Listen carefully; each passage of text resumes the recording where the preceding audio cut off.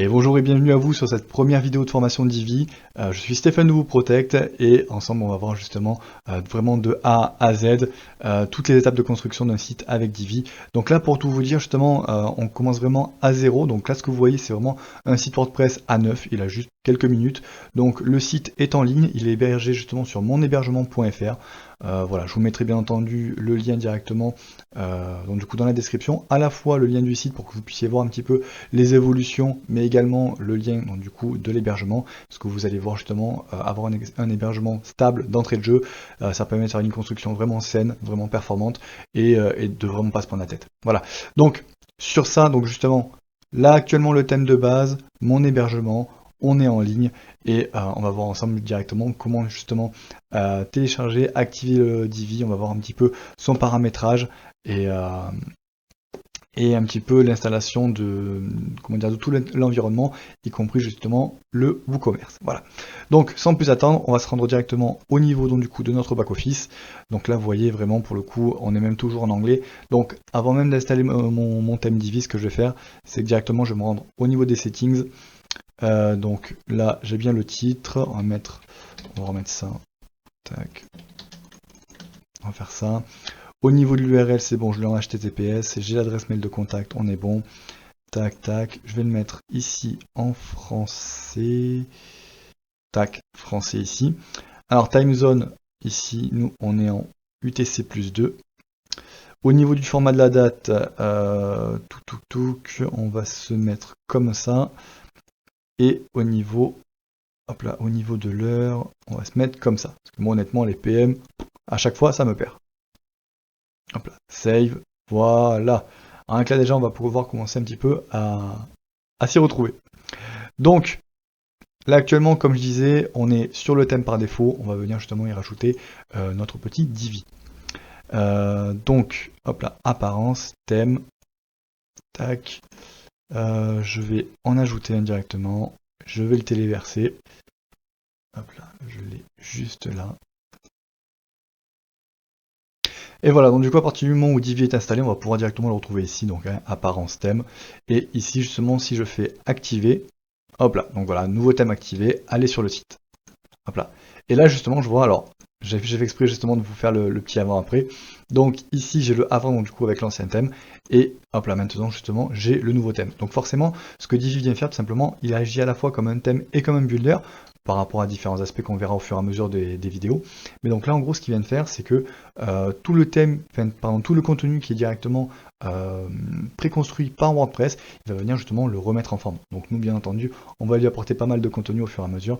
Mais en tout cas, voilà, là on voit que Divi a pris le pli, il a pris la priorité. Voilà. Donc voilà.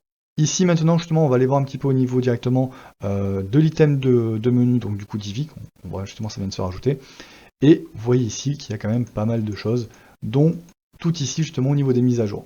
Donc forcément, pour pouvoir activer les mises à jour et pour pouvoir bénéficier à chaque fois de l'expérience Divi à son maximum, il va falloir justement effectivement comment dire, activer forcément votre clé de licence que vous avez forcément eu au moment de son achat. Voilà. Donc pour ma part, je l'active et on se revoit juste après. Voilà, donc du coup ma clé de licence est bel et bien rentrée, je sauvegarde les changements, hop là, voilà, et tout va bien. Maintenant, alors petite habitude justement à prendre, c'est directement ensuite de revenir au niveau du thème, voilà, pour voir s'il n'y a pas une nouvelle version disponible. Et là donc vous voyez, hop là, je vais pouvoir faire une petite mise à jour rapidement. Clairement ça va pas prendre de temps, par contre ça c'est ce qui va vous permettre d'avoir à chaque fois tout simplement votre Divi à jour, donc à jour de failles de sécurité, à jour des dernières mises à jour de pas mal de choses. Voilà, donc là c'est bon, il est mis à jour, hop là. Je ferme ici, j'actualise là, pour prendre en compte justement la nouvelle mise à jour. Hop là. Voilà, donc du coup à partir du moment où vous avez mis à jour donc, votre Divi, vous allez pouvoir revenir ici donc dans Divi et options du thème pour pouvoir voir justement le paramétrage général donc du coup de Divi.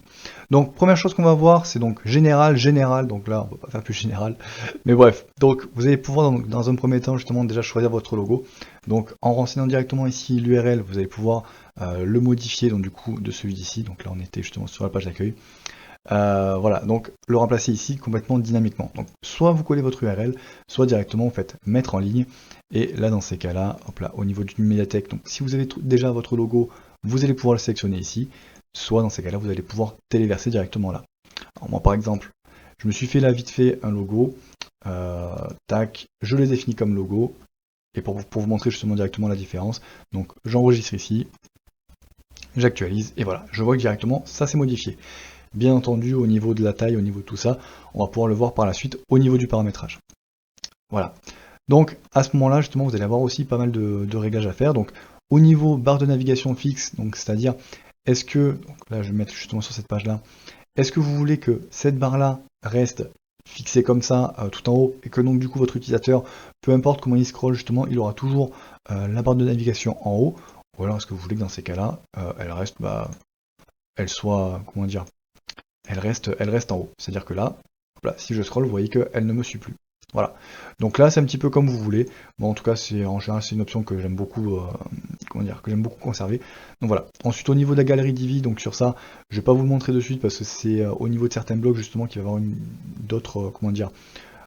d'autres, d'autres utilisations. Et par contre, justement, au niveau de la palette de couleurs par défaut ici, ça, pour le coup, c'est vraiment quelque chose qui va vous être très utile et qui va vous faire gagner beaucoup de temps si vous le paramétrez d'entrée de jeu. Je m'explique, en fait, donc du coup, ça, c'est les couleurs vraiment par défaut que Divi va proposer. Vous, quand vous allez construire votre thème, enfin votre site, pardon, peut-être que vous aurez plus une tendance vers le bleu, plus vers le orange, plus... Bref, vous allez quand même avoir une charte graphique à respecter, que vous avez au préalable définie, et voilà, forcément, ce sont des couleurs en hexadécimal qui vont être répétées, répétées, répétées. Donc là, justement, pour vous faciliter le travail et ne pas avoir à chaque fois à re-rentrer ces hexas, vous allez pouvoir directement modifier ça.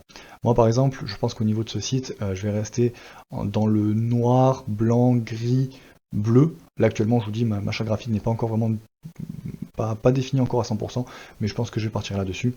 Donc là, le noir je l'ai, le blanc je l'ai. Au niveau du gris, je pense que je vais faire... Hop là, ça en général c'est un gris que j'aime bien. Et au niveau du bleu, je vais peut-être prendre un bleu un peu plus clair, comme ça. Voilà, donc ici au niveau de ma palette de couleurs, on est bon. Ensuite, donc, saisir la première image de l'article. Donc là, tout simplement, c'est quand vous allez pouvoir créer des articles, est-ce que vous voulez ou non que la première image de l'article, donc du coup, apparaisse d'une certaine façon. Sur ça, pour le coup, on va voir, je vous ai déjà préparé d'autres vidéos, justement, dans la suite de celle-ci, au niveau de la formation Divi. Donc on verra surtout au niveau des articles, au niveau du blog, comment est-ce que ça se présente, comment faire, quelles sont les différentes options possibles. Et donc dans ces cas-là, hop là, au niveau de cette partie-là, on le reverra un petit peu plus en détail. Donc pour l'instant, je passe. Gabarit boutique et modèle de page pour vos commerces. Alors je vous avoue qu'à chaque fois, moi je passe en pleine largeur, tout simplement parce que là actuellement, en fait, vous allez avoir à chaque fois cette colonne à droite. Personnellement, je préfère à chaque fois soit la refaire ou alors vraiment activer cette colonne vraiment de façon très ponctuelle parce qu'en général, elle m'énerve plus qu'autre chose. Donc voilà, en tout cas, je retire du coup l'option du coup au niveau des barres latérales et je garde en pleine largeur. Ensuite, donc clé API de Google, donc sur ça pour l'instant on s'en soucie pas. Utiliser les polices de Google, donc là pour le coup c'est les polices d'écriture, donc est-ce que vous voulez ou non qu'elles soient importées directement. Qu'est-ce que je peux vous dire d'autre aussi? Voilà. Au niveau des réseaux sociaux, vous avez certaines icônes de réseaux sociaux directement avec Divi qui sont pré-implémentées. Donc vous avez notamment Facebook, Twitter, Instagram, et voilà. Donc si vous avez l'icône, il va s'afficher directement, et dans ces cas-là, vous pouvez directement ici mettre le lien directement de vos réseaux. Voilà. Donc suivant les thèmes, ils vont s'afficher, voilà, ici. Vous allez pouvoir avoir la possibilité donc du coup de modifier ces liens-là. Donc Facebook, Twitter, Instagram et le flux RSS. Voilà, donc vous pouvez modifier directement ici. Ensuite, vous avez un paramétrage général donc au niveau du nombre d'affichages, donc que ce soit donc sur les produits en nombre d'archives. On verra justement par la suite qu'il est possible de le modifier pas autrement. Voilà, idem les produits catégories, etc., etc. Voilà. Donc sur ça, vous avez quelques réglages un petit peu généraux au niveau du nombre d'affichages. On verra justement, c'est aussi personnalisable autrement et on verra comment faire. D'autres options qui pour moi justement, honnêtement j'aime bien, c'est donc les extraits quand définis, donc sur ça c'est au niveau des articles, on verra plus tard, mais surtout voilà, bouton de retour en haut de page et défilement fluide. Sur ça c'est une option qu'on voit très souvent justement en bas à droite du site et qui nous permet d'un seul clic justement de remonter tout en haut. Voilà. Donc ça fait apparaître le bouton, le défilement fluide permet justement que ça vous mène pas en un claquement de doigts en haut, mais que ce soit vraiment fluide justement. Voilà, et activer les images réactives suivant au niveau du comportement que vous voulez avoir au niveau des images. Voilà, si vous voulez un comportement ou si vous n'en voulez pas. Voilà, on verra justement par la suite où est-ce que ça, comment dire, où est-ce que ça agit. Voilà.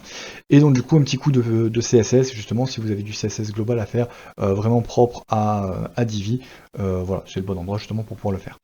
Donc moi je suis ok sur cette partie générale, j'enregistre, hop là. Voilà.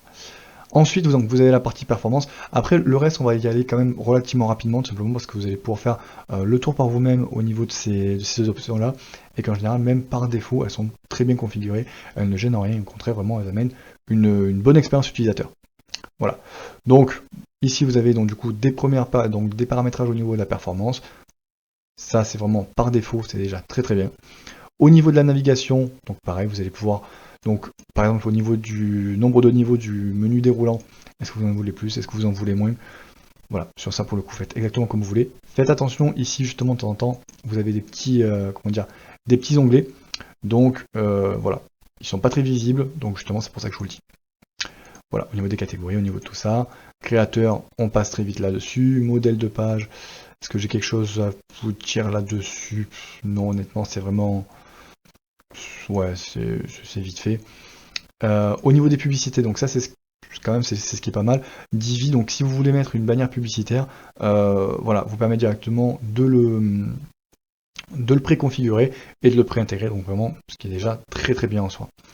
Au niveau du SEO, donc forcément vous avez une partie SEO que vous allez pouvoir régler directement dans Divi, mais là pour le coup je vous conseille quand même de passer par un plugin de SEO vraiment à part. Pour moi à chaque fois celui que je recommande c'est toujours RankMath SEO, donc voilà, mais vous avez déjà une première base possible ici. Au niveau de l'intégration, là pour le coup effectivement c'est quelque chose qui va être intéressant tout simplement parce que au niveau donc de ces zones de code, vous allez pouvoir en fait ici par exemple donc ajouter la ligne de code à head de votre blog. Alors, soit de votre blog, hop là, code en haut des articles, voilà. En fait, ces différents blocs vont être appelés au fur et à mesure de votre site, et ça va être très très utile quand par exemple vous allez avoir à par exemple mettre en place un pixel Facebook ou un pixel Pinterest. Ou bref, à chaque fois des morceaux de code qui vous sont demandés ou au niveau de la documentation, on vous demande justement de l'insérer et qu'il apparaisse directement soit dans le head, soit dans un endroit particulier et stratégique. Sur ça, en général, vous aurez justement donc du coup un des blocs justement qui va être disponible. Donc là, vous voyez par exemple, donc pratique pour localiser du code, comme par exemple du code Google Analytics.